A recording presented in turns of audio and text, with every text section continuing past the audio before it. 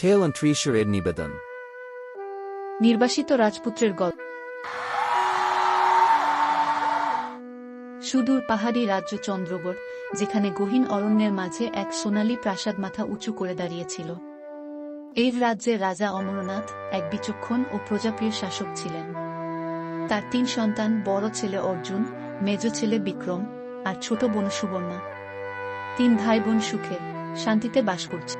কিন্তু এক রাতে রাজ্যের শান্তি চূর্ণবিচূর্ণ হয়ে গেল। একদল দুষ্ট শত্রু সেনা, যারা বহুদিন ধরে চন্দ্রগড় দখল করতে চাইছিল, রাজ্যে আক্রমণ চালালো। তারা প্রাসাদে আগুন লাগিয়ে দিল, সৈন্যদের হত্যা করল, আর রাজার সন্ধান পাওয়া গেল না। তিনি যেন হাওয়ায় মিলিয়ে গেলেন। রাজ্যের লোকেরা প্রাণ বাঁচাতে ছুটে পালাতে লাগল।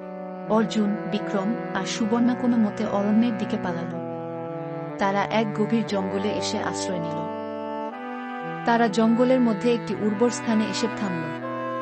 অর্জুন বলল, এখানেই আমরা আমাদের নতুন ঘর বানাবো। বিক্রম গাছ কাটতে লাগল, সুবর্ণা ফলমূল সংগ্রহ করল, আর অর্জুন এক টুকরো জমি চাষের উপযোগী করল। একদিন তারা এক বৃদ্ধের সঙ্গে দেখা পেল। তার নাম আঙ্কেল টম। তিনি এক সময় রাজ্যের প্রধান সেনাপতি ছিলেন, কিন্তু রাজা হারিয়ে যাওয়ার পর তিনি লুকিয়েছিলেন। তিনি বললেন, আমি জানতাম একদিন তোমরা ফিরে আসবে। চলো চন্দ্রগড় পুনরুদ্ধার করি। অর্জুন, বিক্রম, সুবর্ণা আর আঙ্কেল টম গোপনে সৈন্য সংগ্রহ করতে লাগলেন। যারা শত্রুর আক্রমণে নিঃস্ব হয়েছিল, তারা সবাই এই দলে যোগ দিল। 1 বছর কেটে গেল। অর্জুন ও বিক্রম শক্তিশালী যোদ্ধায় পরিণত হল। সুবর্ণা নিজেও তলোয়ার চালাতে শিখল। একদিন অর্জুন সুবর্ণাকে বলল, রাজ্য পুনরুদ্ধার করতে হলে তোমাকে বীরেনকে বিশ্বাস করতে হবে। সুবর্ণা মাথা নাড়ল, আমি শুধু রাজ্য নয়, আমার হৃদয়ও তাকে সঁপে দিয়েছে। যথাসময়ে যুদ্ধের জন্য প্রস্তুতি নেওয়া হল। এক ভোরে অর্জুনের বাহিনী রাজ্যের দিকে অগ্রসর হল। তারা শত্রুদের উপর আকস্মিক আক্রমণ করল। প্রচণ্ড যুদ্ধ হল। অর্জুন ও বিক্রম সামনে থেকে নেতৃত্ব দিল। যুদ্ধ শেষে রাজপ্রাসাদের একটি গোপন কারাগারে রাজা অমরনাথকে পাওয়া গেল। তিনি বন্দী অবস্থায় ছিলেন, শত্রুরা তাকে লুকিয়ে রেখেছিল।